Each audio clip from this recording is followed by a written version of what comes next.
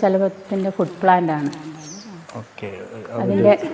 അതിൻ്റെ അതിലും കുറച്ചുകൂടെ വലുതാണ്. അതിലും കുറച്ചുകൂടെ വലുതാകാനുണ്ട്.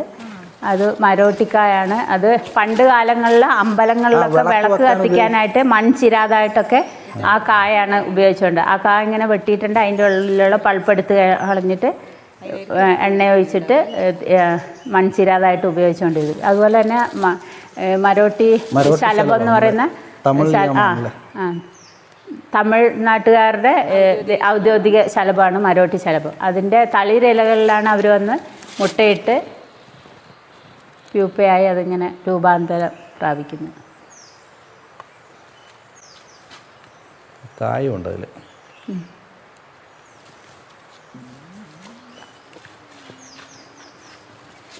അതൊരു ലഹരിയാണ്.